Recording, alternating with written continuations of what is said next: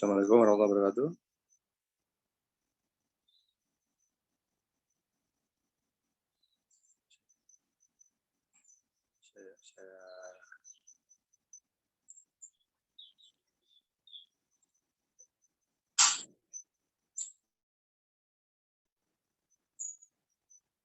Assalamualaikum warahmatullahi wabarakatuh. Ustaz, apa suara saya bisa dengar, Tat? Afan, suara Ustaz belum nggak terdengar, suara Ustaz belum terdengar. Oh iya, udah Pak, masih di mute. Alhamdulillah. Ya. Bagaimana kabarnya, Tat? Alhamdulillah sehat. Alhamdulillah, alamin.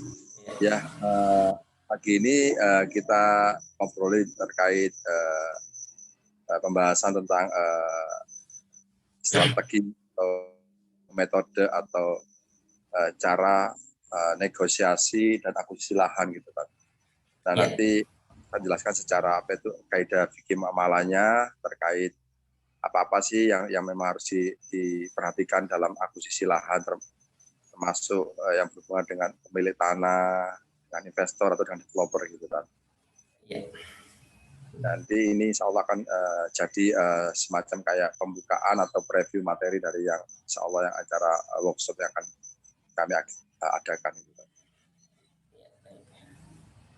Ya, mungkin tafadholat, bismillah, silakan Ustaz Ahmad langsung mulai. Ya, anak kira ini apa tanya jawab biar lebih apa namanya? Oh begitu, baik. Iya. Baik, kita buat ini ya sesi tanya jawab ya, Tat. Baik. Iya. Bismillahirrahmanirrahim. Alhamdulillahirabbil alamin. Wassalatu wassalamu ala Rasulillah. Allahumma shalli wa sallim wa barik ala sayyidina Muhammadin wa ala alihi washabihi. La haula wala quwata illa billah.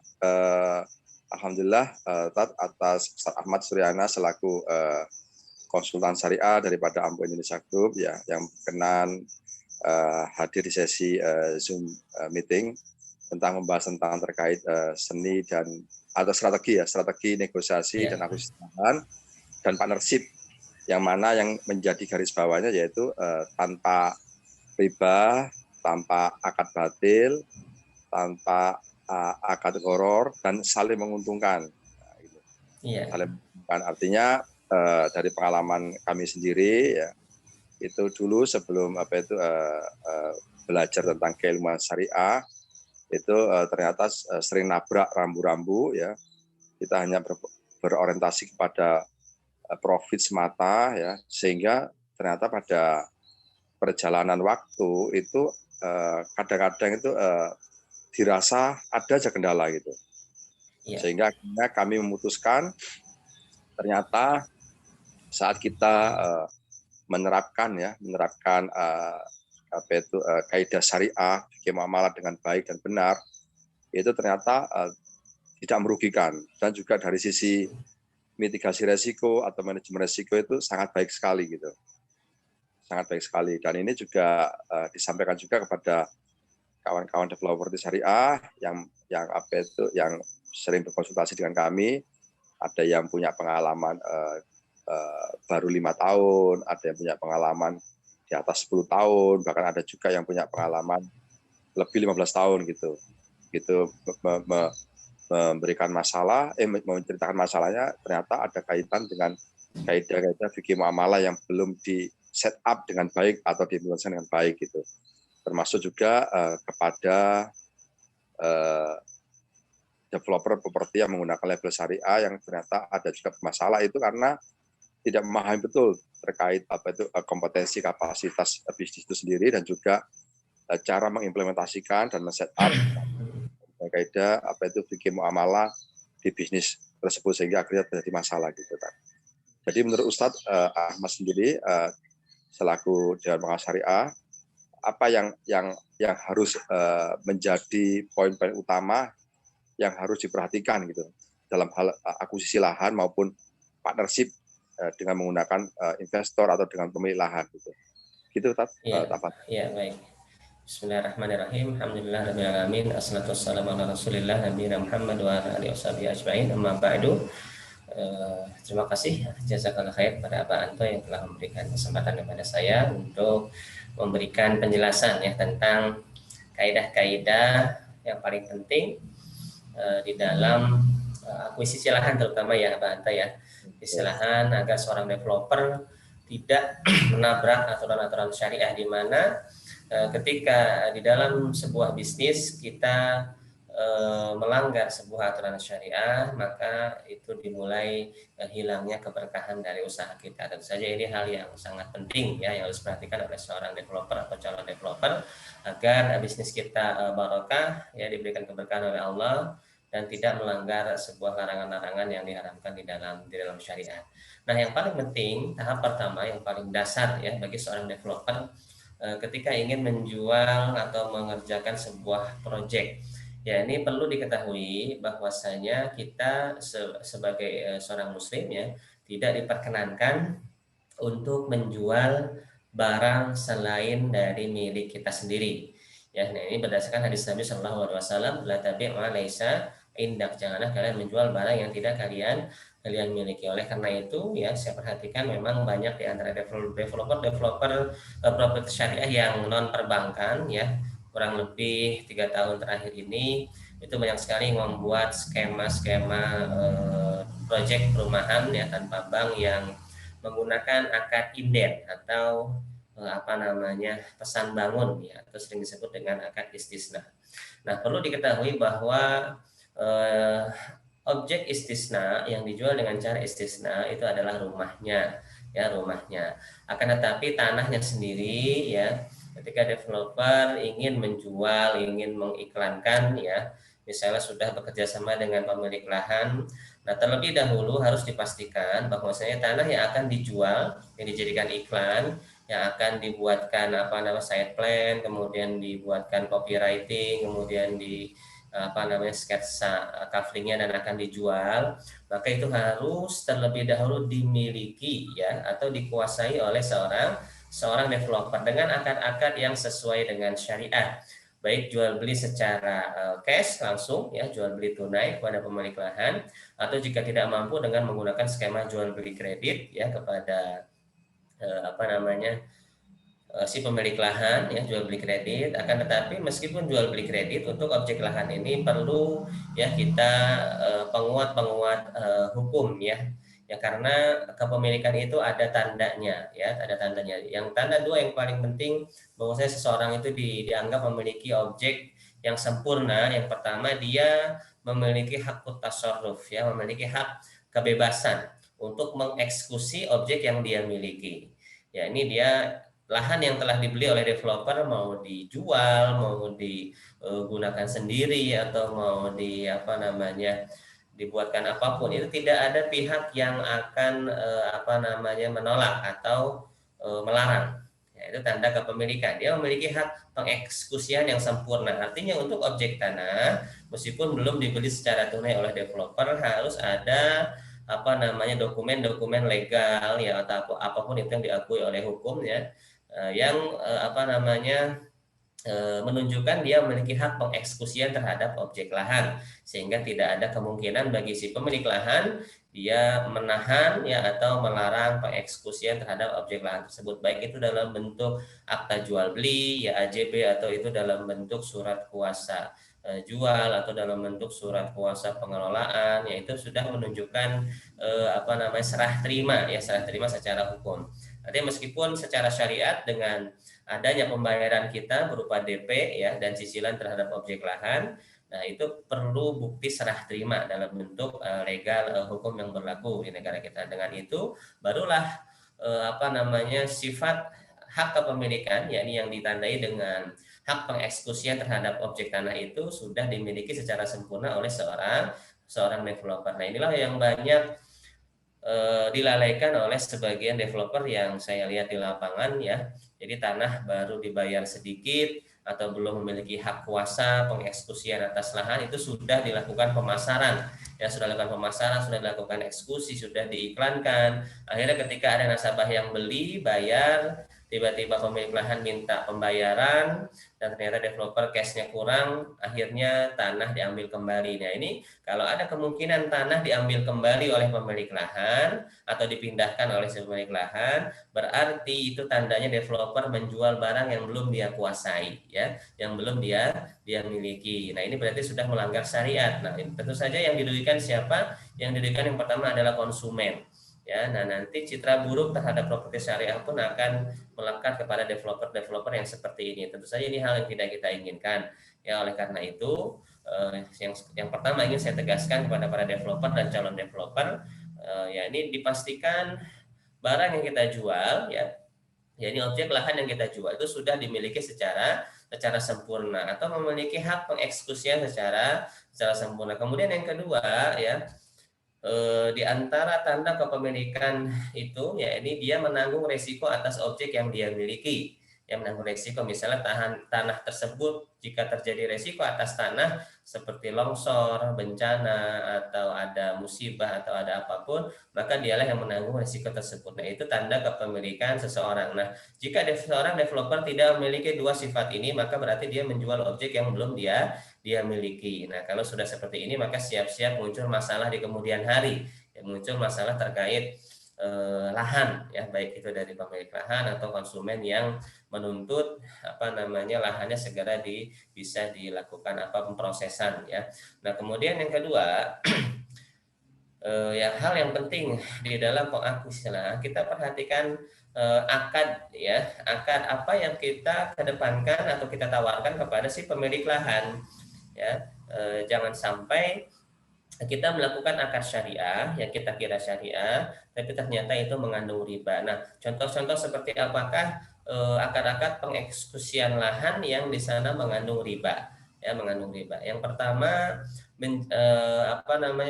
yang pertama contoh cara pengeksekusian lahan yang mengandung riba, ya ini merekrut pemilik lahan sebagai mitra syirkah, ya merekrut pemilik lahan sebagai mitra syirkah, ya. Nah, kemudian ada janji pengembalian, ya ada kepastian pembayaran lahan dalam rentang waktu tertentu, ya. Kemudian di muka pun biasanya si pemilik lahan minta pembayaran di muka. Nah, ini ada penggabungan antara akad jual beli dengan akad syirkah yang nanti ujung-ujungnya bisa mengakibatkan riba. Mengapa bisa muncul riba? Karena kalau, ya, akad itu akad syirkah, maka si pemilik lahan berarti lahan yang dia serahkan kepada developer itu sebagai modal syirkah, ya sebagai modal syirkah. Nah, di dalam akad syirkah, modal syirkah itu tidak boleh ada penjaminan pasti dikembalikan nilainya atau pokoknya. Nah, di mana setiap kerjasama yang ada kepastian pengembalian pokok ini namanya utang piutang, ya. Jadi jika ada bagi hasil maka ini namanya riba. Terlebih lagi jika si pemilik lahan sudah meminta DP di muka, maka seharusnya ini sudah terjadi akad jual beli, ya sudah terjadi akad jual beli. Nah, mana mungkin sudah terjadi akad jual beli dan tanah sudah dimiliki oleh developer, tapi si pemilik lahan masih meminta bagi hasil, ya ini tentu saja konsekuensi akad yang tumpang tindih, ya. Nah, ini yang sering terjadi di lapangan, yang sering terjadi di masyarakat. Jadi adanya penggabungan antara akad jual beli lahan dan kerjasama syirkah. Kemudian akad riba yang sering terjadi yang saya lihat di lapangan, ya, bahwasanya developer seringkali menawarkan, ya, kepada investor atau kepada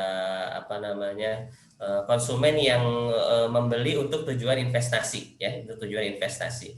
Jadi lahan itu belum dimiliki oleh developer, tapi developer sudah menjual, ya. Dari sini pun sudah salah sebetulnya, sudah menjual, ditawarkan kepada para investor yang potensial untuk membeli kafling-kafling di tanah tersebut. Nah, ketika ada yang beli, itu digunakan sebagai dana untuk melunasi atau mengakuisisi lahan. Di mana ketika menjual lahan tersebut kepada konsumen, diberikanlah garansi. Nah, diberikanlah garansi atau buyback, ya, buyback dalam rentang waktu tertentu. Yang misalnya ada nasabah yang sebetulnya dia tidak ingin membeli objek rumah, tapi dia hanya ingin mengembangkan uangnya. Ya, nah developer menjanjikan, Bapak silakan beli di area saya, nanti akan dibangun proyek ABCD misalnya, ya. Nah, dalam waktu 2 atau 3 tahun, kalau Bapak memang tidak menginginkan rumahnya, nanti saya akan beli kembali dengan harga yang lebih tinggi. Nah, ini namanya akad hutang piutang, ya. Artinya orang yang membeli tidak memiliki resiko atas objek yang dia beli, karena ada kepastian akan dijadikan uang kembali plus plus bunga. Nah, ini pun masuk bagian dari akad riba. Ya, nah itulah yang sering terjadi, ya, dua hal yang dan itu fakta, ya, sudah saya lihat di lapangan sering terjadi akad riba dalam hal pengeksekusian lahan ini, ya. Ini dengan skema penggabungan, saya ulang lagi, ya, ada skema penggabungan antara akad jual beli lahan dengan akad syirka. Kemudian yang kedua, adanya buyback garansi terhadap objek lahan yang dibeli oleh investor. Mungkin itu Pak Hanto, ya, secara singkat. Ya, alhamdulillah Ustadz atas penjelasannya. Yang kami temui sendiri, ya, bahkan ada beberapa teman-teman dari properti yang sharing dan juga meminta bantuan untuk menangani proyeknya itu. Yang pernah terjadi yaitu saat ini ada properti, ya, yang itu membeli dengan termin kepemilahan. Akadnya memang jual beli, akadnya jual beli, ya. Namun metode terminnya itu terlalu berani. Jadi misalnya dengan luas misalnya 1 hektar, ya, total uang itu misalnya, ya, miliar itu misalnya. Terus developer ini menjanjikan akan membayar per bulan dengan jumlah tertentu gitu. Ini pemerintah meminta Maaf, Pak, dalam 2 suaranya tahun harus putus-putus, lunas. ya. Suaranya putus-putus. Oh iya. Ya. Sekarang. Halo, sekarang gimana? Putus-putus. Masih putus-putus. Suaranya gimana? Masih putus-putus. Saya ganti pakai wifi. Saya ganti. Oke, saya ganti yang saya. Halo, Tat? Bagaimana, Tat? Masih putus-putus seperti ini suaranya, robot.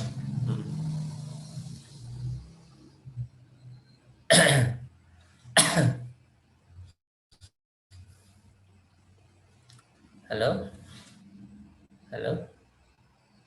Halo? Halo? Halo, Tat? Ya. Halo? Itu gimana, Tat? Masih putus, kaku, gambarnya tidak bergerak. Sinyal saya bagus, tapi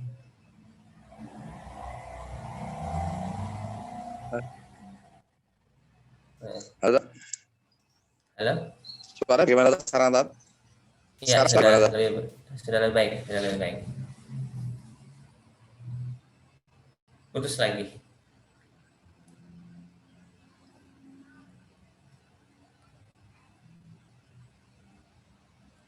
Halo? Halo? Halo? Halo? Suara terdengar nggak, Tat? Ya. Nah, sudah. Iya, sudah terdengar. Saya ganti pakai yang data ini, pakai wifi rumah. Ya, bermasalah wifi-nya ini. Iya. Jadi yang saya temui itu yang terjadi, ya, itu ada developer yang ada beli, ya, tapi dengan janji 2 tahun harus lunas, gitu kan, harus lunas gitu. Dan ternyata setelah selesai 2 tahun metodenya dibayar per 6 bulan dibayar. Ternyata 6 bulan sudah sampai setahun, ya. Sampai setahun nggak ada pembayaran, ya seperti dijanjikan dengan angka sekian M gitu, ya. Nah, yang menariknya ini, kawan ini itu sudah mengurus perizinan, belum mengurus perizinan, jadi tapi uangnya kayak uang pinjaman itu atau uang modal biasa sebagian itu digunakan untuk pembuatan pabrik, salah bagian segala macamnya itu. Tapi izin set plan dan segala macamnya itu belum diurus. Nah, kemudian pemilik tanah akhirnya merasa merasa ini dikerjain gitu. Halo Tat, apa suara saya jelas Tat? Iya, Halo iya. Tat? Ya, halo. Sekarang jelas, tadi sempat agak kurang. Ya. Ya. Jadi, akhirnya pemilik tanah itu meminta kembali. Gitu. Singkat cerita, proyeknya ditutup ya kan, dan dialih semuanya. Akhirnya pemilik tanah itu mau mengerjakan sendiri. Ya, jadi mengerjakan sendiri. Jadi padahal sebelumnya itu sudah iklan sersan ya, iklan sersan itu. Baik di Nah, pembayarannya media itu gimana, Pak? Pembayaran prestasi. Pembayaran dan prestasi tanah cuma dikasih DP dan juga komitmen janji 6 bulan tuh sampai setahun. Ya, akhirnya mungkin pemerintah akhirnya kesal, akhirnya meminta kembali lahannya dan kerjakan sendiri. Artinya di sini mungkin teman ini tidak akan langsung jual, tapi dia tidak melakukan mitigasi resiko, jadi tidak mengurus perizinan. Suaranya putus lagi, Pak. Iya, suaranya putus lagi nih. Ya. Halo. Ya, mungkin Ustaz bisa jelaskan ya dalam strategi apa itu untuk jual beli itu yang aman seperti apa, Tat? Iya, ini Afwan Pak, Halo, suaranya bagaimana, Tat? putus lagi. Coba saya ganti sinyal dulu.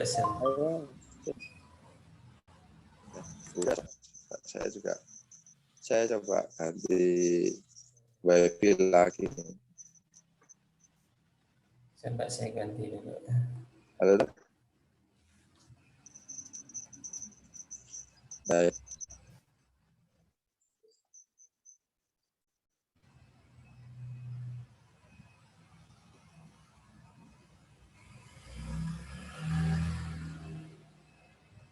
Halo.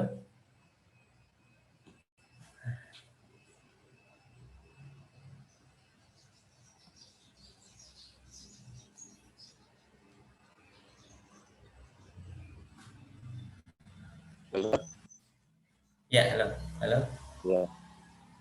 Ya, mungkin bisa dijelaskan sebenarnya dalam akad jual beli itu apa poin-poin yang dilakukan sehingga dari sisi fikih muamalah kaidah syariah itu tidak ada pihak yang dirugikan, dan juga konsep tanpa riba, tanpa akad batil, tanpa akad gharar, dan tidak ada kezaliman di antaranya itu dalam hal akad jual beli seperti apa?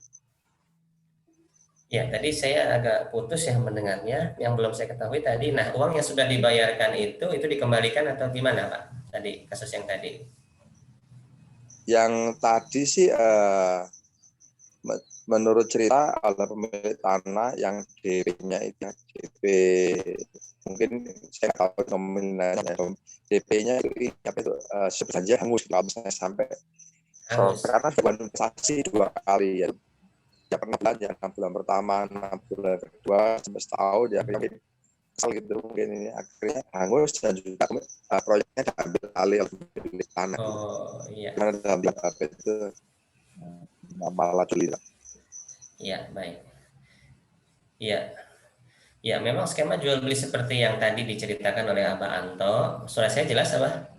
Suara saya jelas? Jelas, alhamdulillah. Jelas, alhamdulillah. Ya, skema jual beli yang dilakukan oleh contoh yang disebutkan oleh Abah Anto tadi itu sangat tidak aman, ya. Sangat tidak aman baik secara syariah ataupun secara legal. Secara legal. Kenapa saya katakan tidak aman? Yang pertama, ya, di dalam syariat akad jual beli itu sifatnya lazim, mengikat. Artinya ketika konsumen sudah sebagai pembeli, misalnya developer membeli tanah, sudah membayar sebagian harga ya atau membayarkan DP, nah maka itu akadnya sudah tidak bisa dibatalkan lagi seharusnya. Artinya ya kedua belah pihak tidak bisa membatalkan jika memang tidak ada uzur ya, uzur syar'i. Nah, yang kedua, di dalam akad jual beli tempo ini juga tidak ada yang namanya mitigasi resiko dari gagal bayar. Ya, padahal Allah Subhanahu wa taala itu memerintahkan Ya, ketika kita melakukan transaksi secara tidak tunai, maka hendaknya ada barang jaminan yang ditahan, ya. Nah, apa namanya? Di dalam syariat Islam, ya, Allah SWT berfirman, ya ayyuhalladzina amanu idza tadayantum bidaini ila ajalin musamma faktubu, ya. Nah, pertama, kalau kita melakukan transaksi secara tidak tunai, maka itu harus ditulis, ya. Ini ada notaris. Ya, kemudian yang kedua, wa in kuntum ala safarin wa lam tajidu katiban farihanum maqbudah. Kalau kamu dalam keadaan safar dan tidak mendapatkan seorang notaris, maka hendaknya ada barang jaminan yang ditahan. Nah, berdasarkan dalil-dalil ini, ya, jadi akad jual beli tempo itu seharusnya ada beberapa mitigasi resiko, ya. Yang pertama adanya notaris, yang kedua adanya rahan atau barang jaminan. Nah, kemudian hal ini dikuatkan oleh hadis Nabi Shallallahu Alaihi Wasallam, ya, yang menceritakan bahwasanya Nabi Shallallahu Alaihi Wasallam pernah melakukan akad jual beli, ya, dengan seorang Yahudi untuk membeli beberapa bahan makanan, dan Nabi SAW menyerahkan baju besinya, baju perangnya sebagai barang jaminan. Nah, ternyata qadarullah, ya, Nabi SAW tidak mampu menebus kembali baju perangnya tersebut sampai beliau wafat, ya, sampai beliau wafat. Artinya baju perang beliau tersita sebagai ganti atas gagal bayar, ya, tidak bisa membayar tunai dan menebus baju perangnya kembali. Nah, ini dari hadis ini kita bisa mengambil pelajaran yang di dalam transaksi yang tidak tunai yang menggunakan barang jaminan itu digunakan sebagai mitigasi resiko gagal bayar. Nah, maka hendaknya kalau developer ingin melakukan akad jual beli dengan pemilik tanah, ya, secara tempo, maka pertama harus disaksikan oleh seorang notaris, ya. Kemudian ada barang jaminan dan ada beberapa mitigasi risiko gagal bayar yang lain. Ya, pertama barang jaminan, aset lain digunakan sebagai jaminan. Yang kedua, bisa menggunakan seorang garantor, ya, seorang garantor, apa namanya, kafil, ya, atau akad kafalah namanya. Kalau dia nggak punya jaminan, maka boleh menggunakan akad kafalah, seorang penjamin. Siapa yang bisa menjamin ketika kita tidak mampu membayar cicilan, baik itu perorangan ataupun bisa menggunakan pihak perbankan, ya. Pihak perbankan, di perbankan syariah itu ada fasilitas namanya letter of guarantee. Nah, letter of guarantee ini bisa digunakan untuk penjaminan, ya, penjaminan pembayaran. Nah, dengan akad-akad yang insya Allah sesuai dengan syariat. Kemudian kalau tidak ada juga, ya, maka bisa menggunakan akad suluh, ya, akad suluh atau akad damai. Artinya lahan yang sudah kita beli dengan cara tempo, nah itu kita jual, ya, nanti kita kelola, kita jadikan unit misalnya. Nah, nanti kalau memang kita tidak mampu membayar, ya, kita serahkan beberapa unit yang sudah kita olah itu kepada si pemilik lahan. Nanti ada pengembalian dengan nilai ekonomis yang sudah lebih tinggi, ya, dari sebelumnya. Ada lahan sudah diolah, sudah dijadikan rumah. Jadi kalau tidak mampu membayar, maka diganti unit, ya, atau kafling yang sudah diolah, yang nilainya sudah naik. Nah, itu beberapa mitigasi risiko yang bisa dilakukan, ya, ketika kita melakukan transaksi yang tidak tunai terhadap objek lahan. Seperti itu, Abah Anto. Jadi memang contoh yang tadi itu sangat tidak aman, ya, sangat tidak aman secara syariah dan tidak aman secara hukum. Baik, baik, Tat. Terima kasih atas penjelasannya. Memang ternyata kalau di dalam ini termasuk dalam atau sendiri juga yang menjadi kekurangan itu bagi pelaku properti, ya, itu kebanyakan ini mitigasi gitu, sehingga memang akan terus tidak tahunya tentang bagaimana kaidah muamalah itu sendiri. Kemudian kalau misalnya dalam hal skema kerjasama itu misalnya ada pemerintahan kerjasama tadi, kemudian mensyaratkan suaranya hilang lagi, suaranya putus lagi. Iya. Halo. Halo, Tat. Gimana sekarang, Tat, suaranya, Tat? Suara Sekarang sekarang gimana? sudah bagus, sudah bagus. Baik. Kalau misalnya dalam hal akad apa itu dalam hal akad skema kerjasama ini kan sering terjadi misalnya gini, pemilik tanah ingin menjual tanahnya ya, atau ingin tanahnya itu ingin diolah menjadi perumahan gitu. Tapi pemilik tanah juga tahu kalau misalnya dijual ke developer itu misalnya developer tidak mampu untuk membayar ya kan, baik dengan termin pendek maupun dengan cash ya kan, kemudian meminta skema kerjasama. Tapi pemilik tanah mensyaratkan apa itu meminta DP, misalnya DP-nya 10 juta atau 50 juta mungkin itu. Nah ini kemudian juga bagi hasil nanti setiap unit laku gitu. Jadi akadnya kerjasama, minta DP, kemudian minta DP, kemudian apa itu bagi hasil setiap unit laku sekaligus pembayaran pokok kepada pemilik tanah atas modal pemilik tanah itu yang sudah store lahan. Ini dari tinjauan apa itu muamalah seperti apa, Tat? Yang kasus seperti ini, Tat? Ya, contoh yang seperti barusan disebutkan ini memang rawan tadi ya, rawan penggabungan antara akad jual beli dengan kerjasama. Jadi memang bisa berpotensi memunculkan riba jika memang lahan tersebut ya ada tenggang waktu untuk pelunasan. Nah itu poin pentingnya. Jika ada termin atau batasan untuk pelunasan, nah maka itu akan rawan terjadi riba karena di awal sudah ada uang DP ya, sudah ada uang DP itu sebetulnya sudah terjadi akad jual beli. Ya sudah terjadi akad jual beli artinya seharusnya objek tanah itu sudah berpindah kepemilikan menjadi milik developer. Nah sekarang kalau tanah sudah berpindah kepemilikan, maka berarti si pemilik lahan tidak memiliki objek untuk dikerjasamakan. Nah seperti itu. Nah ini ada bagaimana cara solusi mengatasi hal tersebut. Ya karena memang mungkin pemilik lahan tahu ya seperti yang tadi diceritakan Abah bahwasanya kalau developer bayar cash tidak mampu, bayar termin sekian tahun pun mungkin kelihatannya agak berat. Nah, yang penting developer diminta bayar DP berapa misalnya yang ringan, terus kemudian bagi hasil karena di awal pasti pemilik lahan butuh apa misalnya tanda jadi ya sebagai bukti keseriusan developer atau juga si pemilik lahan butuh sebagian dana yang memang dia akan gunakan saat itu juga.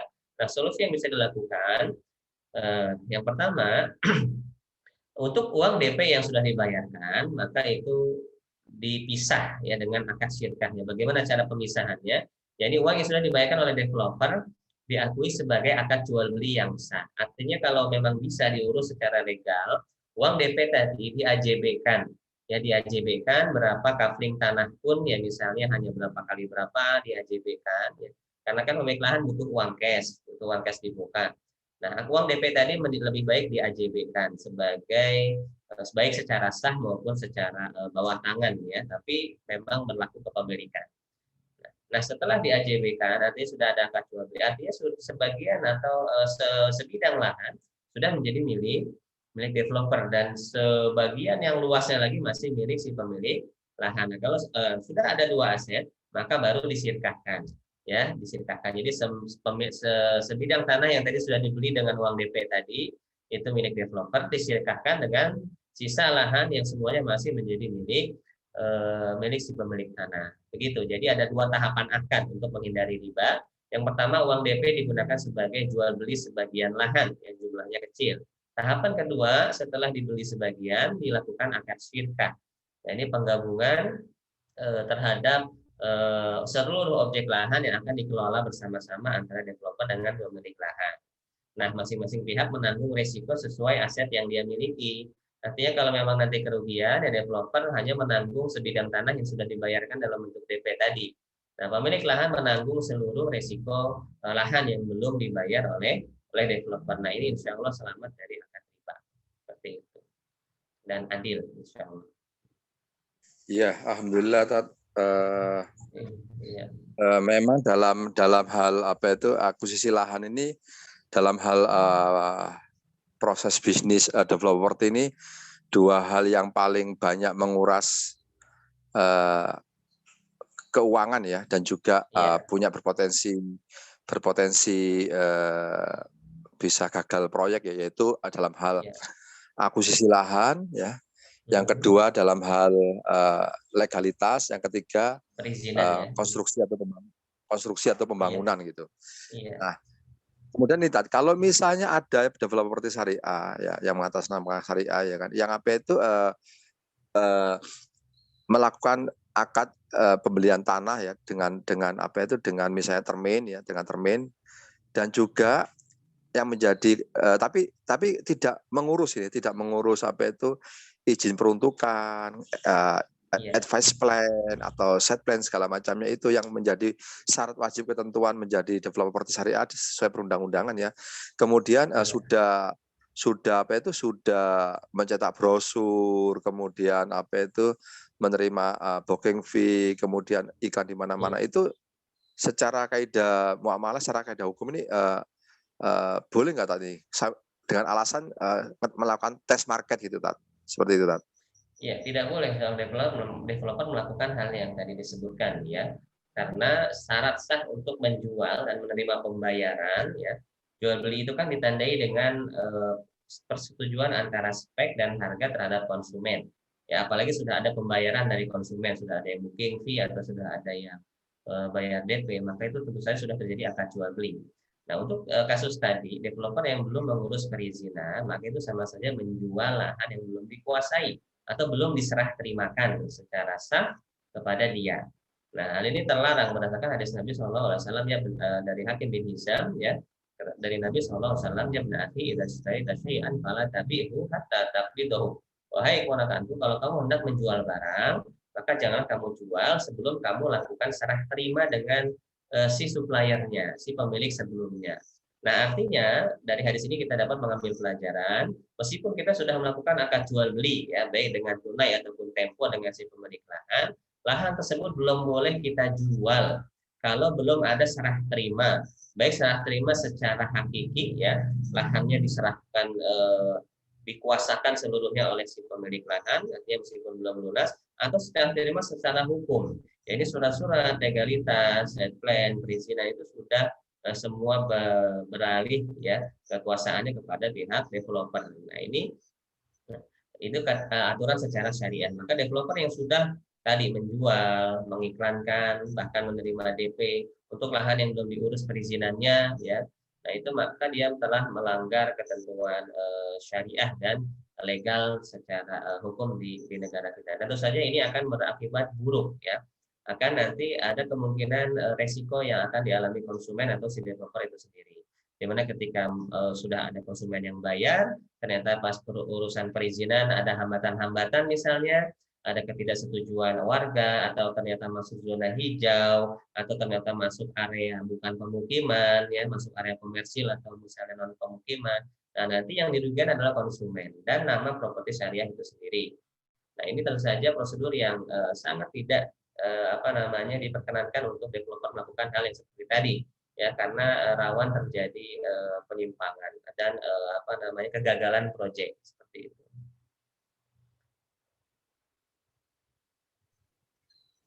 Baik, Tat.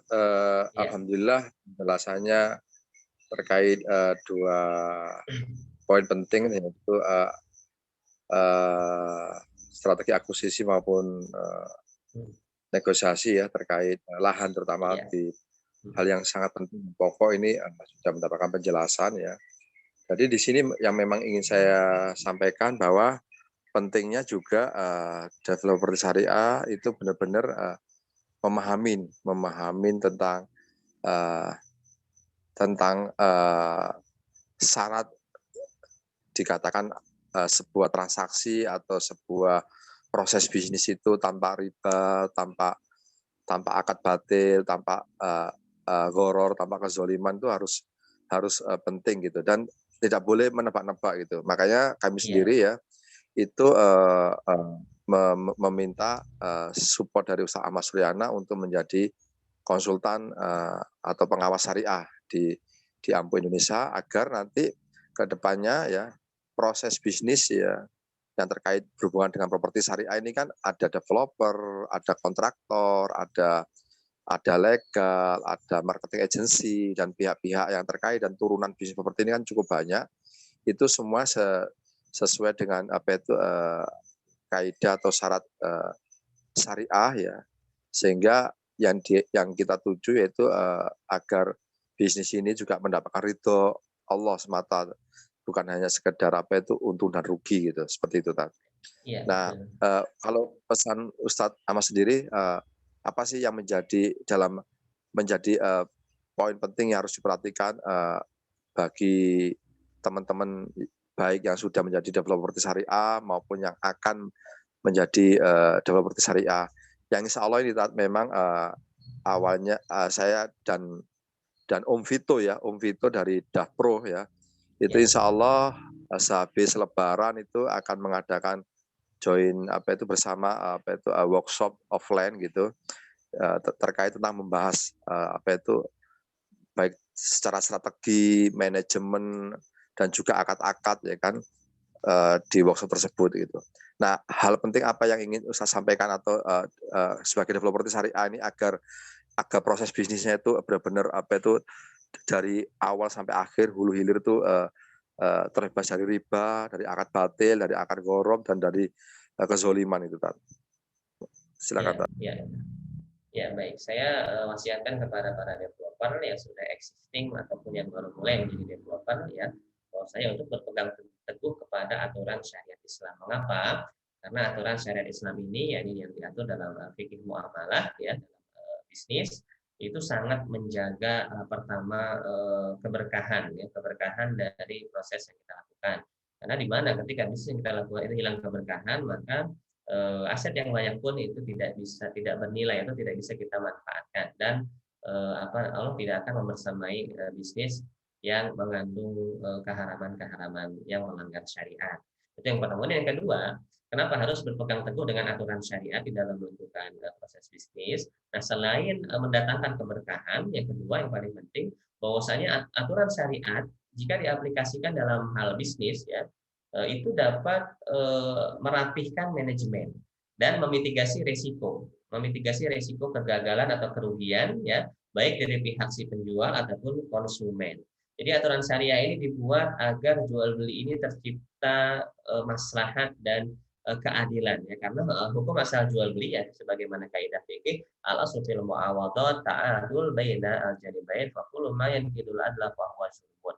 Jadi hukum asal transaksi jual beli komersial itu adalah keadilan antara kedua belah pihak. Nah, maka setiap transaksi yang tidak menjunjung tinggi asas keadilan, maka itu merupakan bentuk kezaliman. Nah, oleh karena itu aturan syariat fikih muamalah di dalam bisnis, hikmahnya kalau kita terapkan, yang pertama mendatangkan keberkahan, menyelamatkan kita dari azab Allah, kemudian yang berikutnya menjadikan bisnis kita itu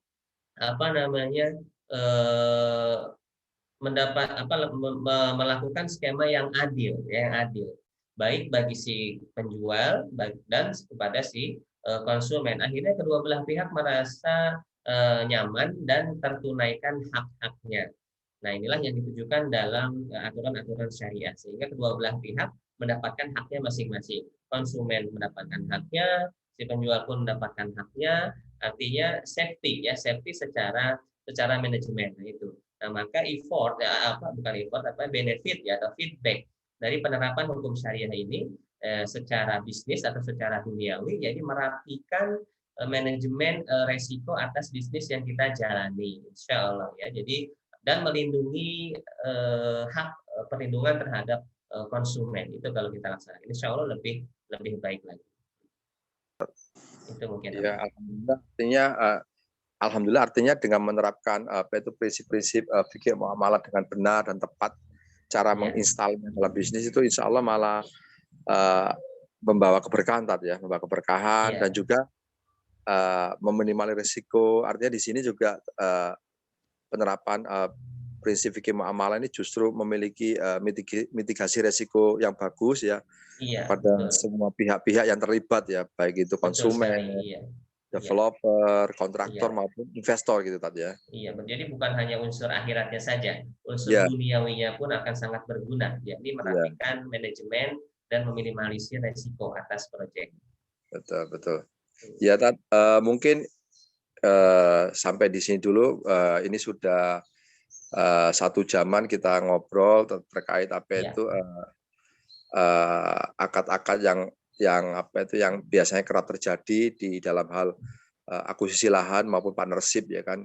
Dan ini memang masih sebagian kecil aja yang kita sampaikan gitu. Mudah-mudahan di lain waktu bisa kita sambung gitu. Mungkin gitu Tat. Saya mengucapkan terima kasih, jazakallahu khair, dan silakan Ustadz Ahmad tutup dengan doa. Ya, baik. Ya, jazakumullah khair pada Abah Anta yang telah menyelenggarakan diskusi tentang kaidah-kaidah akuisisi lahan, pengeksekusian lahan, kemudian terkait akad-akad partnership di dalam menjadi seorang developer, yang mudah-mudahan bermanfaat bagi para pemirsa yang menyaksikan video ini nanti melalui media YouTube atau yang lainnya. Mudah-mudahan bisa menjadi bahan atau ilmu yang bisa diaplikasikan dalam kehidupan sehari-hari dan diamalkan serta didakwahkan. Juga agar menjadi motivasi ya bagi para developer atau calon developer yang mungkin baru mengenal sistem syariah untuk terus-menerus belajar tentang fikih muamalah di dalam berbisnis ya, karena ini merupakan kewajiban ya untuk kita mengilmui proses bisnis secara syar'i sebelum kita terjun ke dalam bisnis di lapangan. Wallahu a'lam bishawab. Subhanakallahumma wa bihamdika asyhadu an la ilaha illa anta astaghfiruka wa atubu ilaik. Assalamualaikum warahmatullahi wabarakatuh. Waalaikumsalam warahmatullahi wabarakatuh. Alhamdulillah, jazakallahu khair atas materinya. Insya Allah mungkin segitu dulu, Dat. Assalamualaikum warahmatullahi wabarakatuh. Assalamualaikum warahmatullahi wabarakatuh.